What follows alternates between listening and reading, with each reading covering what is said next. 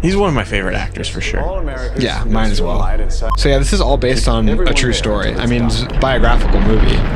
Welcome to Backseat Directing, Where we talk about movies, TV shows, comics, and more. we're your hosts, Andrew. and Aaron. We post new episodes every Monday and Thursday. And on this episode, we're reacting to the new Oppenheimer trailer. 3, 2, 1.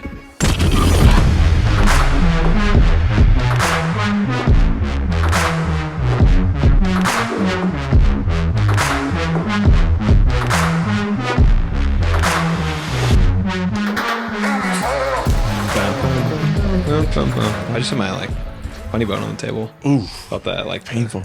Was it funny? It wasn't painful. It was like that, Oh, just a little zing. Yeah. Oh, so there's just like a little love tap. Yeah. Okay. All right.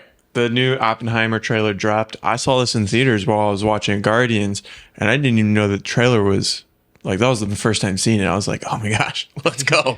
So we're going to go ahead and watch it right here as well and react to it live. And depending on how organized we are, you will either be watching our Guardians video after or before this. And This is a national emergency. Detonator charge. Josh Peck, Cillian Murphy. When I was watching this in theaters, the theater was very loud and the lights weren't off yet, and my family was talking, so I didn't really get to see all of it. So I told my family to shut their mouths. Said, shut your gobs. Nolan is speaking. And I know what it means. If the Nazis have a bomb.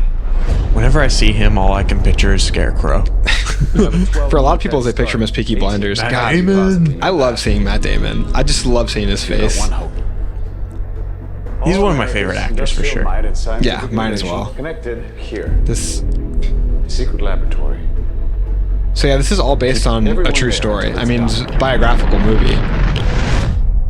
Let's go recruit some scientists. There were a lot of people in this project that didn't even know themselves what they were working on. Build it fast.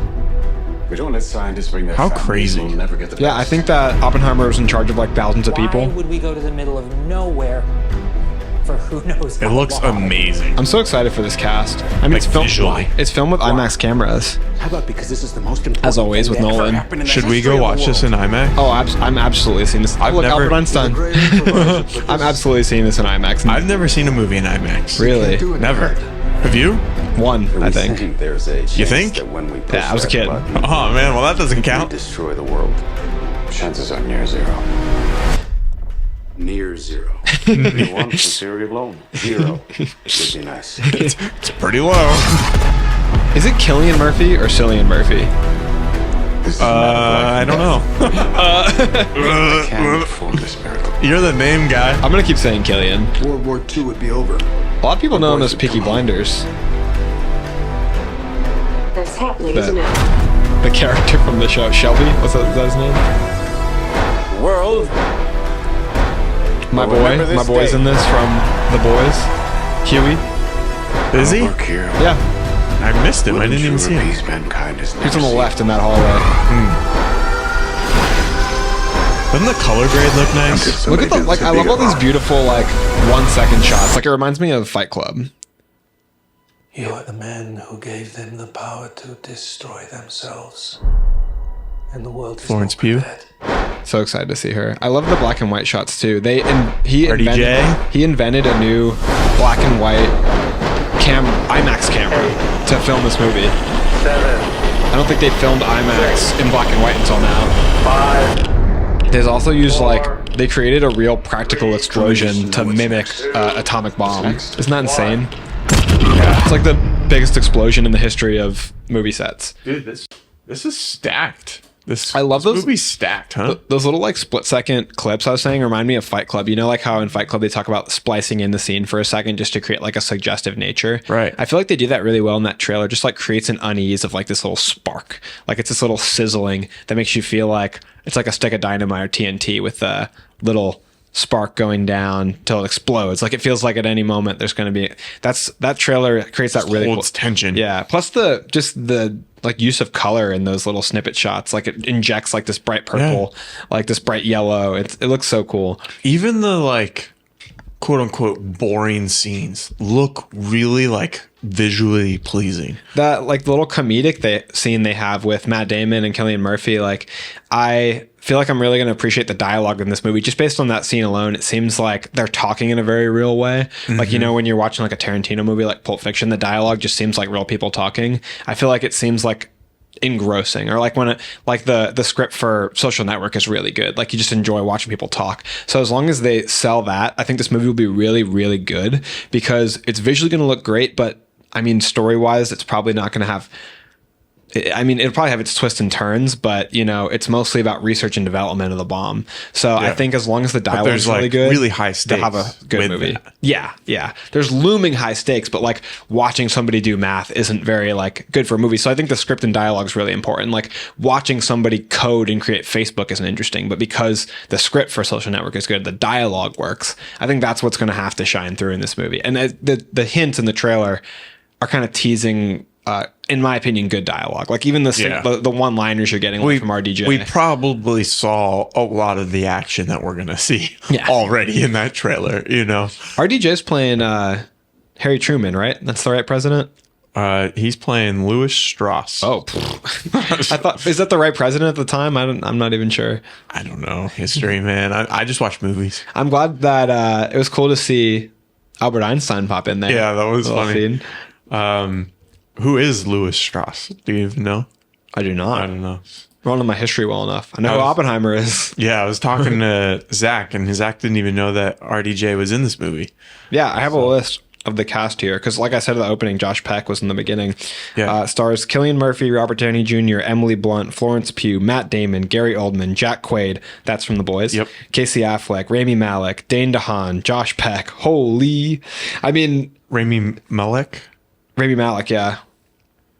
Yeah, there's a lot of people. I mean, Dane DeHaan, I don't even remember seeing in that trailer we just watched. He may be in there. I may have just missed him. But I really like him. I was literally just saying the other day, because Sierra brought up a movie, Cure for Wellness, and she was making fun of it because we both thought it was kind of bad. And I dragged her to see that in theaters, because after watching Chronicle, I was such a big fan of Dane DeHaan that I've tried to make it to all his releases. So I saw A Cure for Wellness, which is a horror movie, and I saw Valerian, which was a huge flop.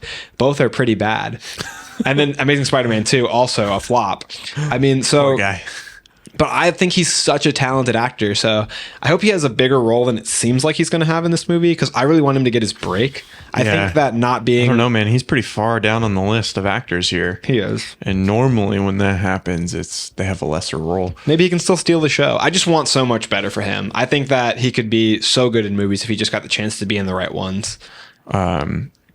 Yeah, I'm excited for this movie. I feel like I don't know too much about the movie though. Like I'm gonna be going into it like pretty surprised by the story. You know, like I don't know a lot about these events. It seems like it's gonna be like half political and half science fiction. Like half can we do this and half should we do this? You know, and Oppenheimer, the real life individual, was I think very philosophical and very kind of moral in his approach after the fact. Kind of he's been very widely known to be involved with the ethics of the nature of his discovery of atomic energy and the atomic bomb. So I think that we'll see a lot of kind of moral relativism take place in this story of, like they said in the movie, like we can bring home all of our troops. Like this will end the greatest, hugest war that's ever happened. Greatest is such a strange word, isn't it? Like they originally called it the Great War. Yeah. But it'll end the biggest war in human history and bring all these troops home. But like at what cost, and what kind of ramifications does this have for the future? I think somebody told me that there was a statement from Nolan that he said Robert Oppenheimer was the most important person in human history, which I far be it from me to disagree with Chris Nolan. He's a freaking genius.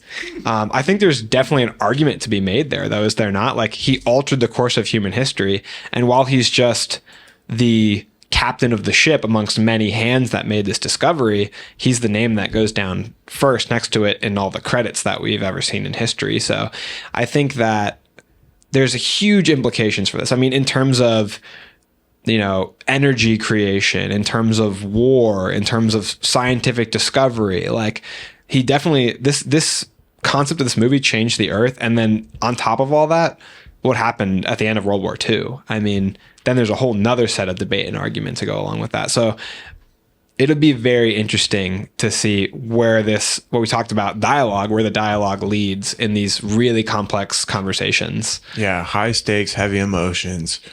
Christopher Nolan, is he your favorite director? He is my personal favorite director. Yeah. Do you think this movie is going to perform better than Tenet? Well, that was his last one, right? I mean, Tenet basically went straight to streaming.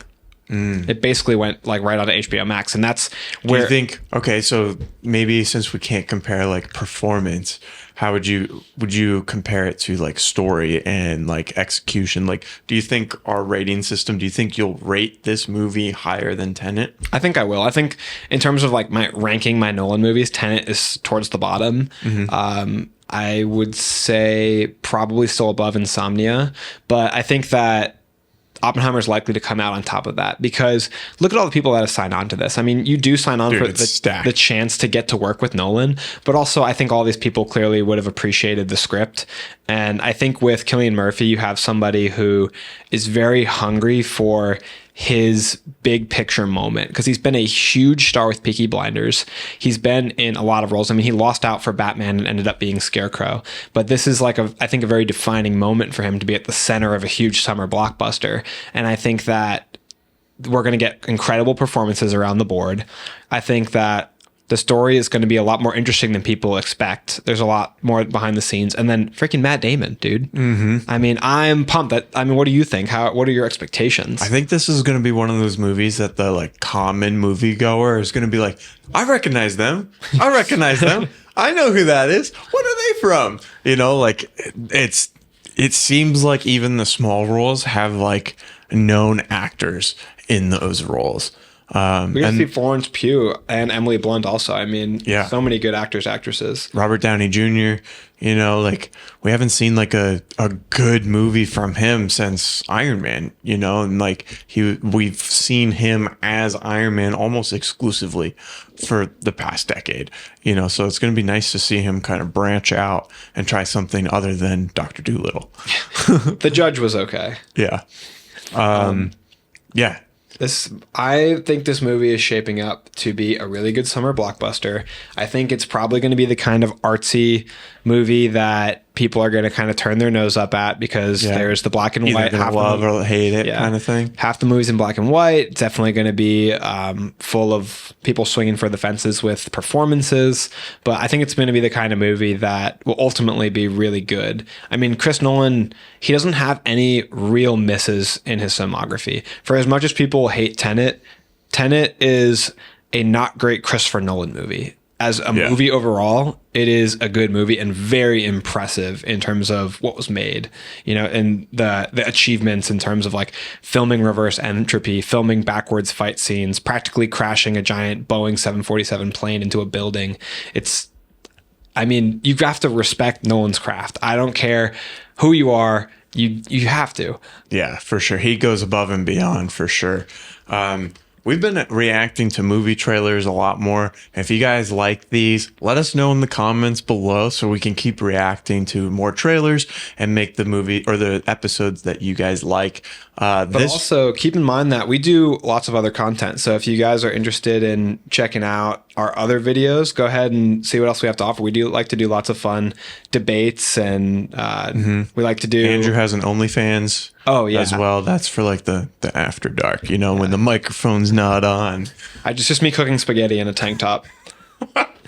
Sign me up. But we do debates, drafts, and we cover reviews of full movies. So we love doing these as well. Yeah, this movie actually comes out the same day right now as Barbie. So that I haven't seen a trailer for that yet. Have you? There is a trailer for Barbie, yeah. Like a full trailer or like a little like 30-second teaser? I don't think there's a full trailer, no. Yeah, so that's got to be coming out here soon, right? Yeah. If this one's dropping. How do you think these two are going to do competing against each other? I think financially Barbie's going to come out on top, because I think Barbie's more accessible to the public. And I think that people aren't as jazzed on Nolan since maybe his last 2 or 3 movies. Since stepping away from Inception and the Batman movies, I think his People still love his Interstellar. movies. Interstellar. People still love his movies. Like, you know, Dunkirk is great. People still really highly view that movie.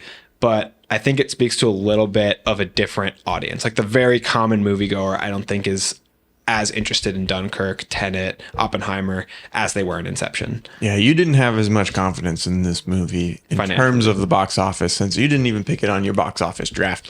You can go check out that episode as well. And where Andrew and I are battling to see who has the best team of 5 movies that's going to make the most amount of money by the end of the year. It's Nolan though; it'll still be financially successful. It's only $100 million budget. So ultimately, I think this movie's going to make. That sounds like nothing compared to what movies are made with nowadays. You know, I mean, Guardians of the Galaxy 3 was just made on $250 million. Yeah, it's like wow, like you didn't have any money. All right, I think that's a good place to stop for this episode. We post full episodes every Monday and Thursday on our YouTube, Spotify, and anywhere else you get your podcasts. We post every day on social media. We have Instagram, TikTok, YouTube Shorts, and Facebook, so you can check us out there. Give us a like, a follow, and comment, and we'll get back to you. All right, and that's a wrap.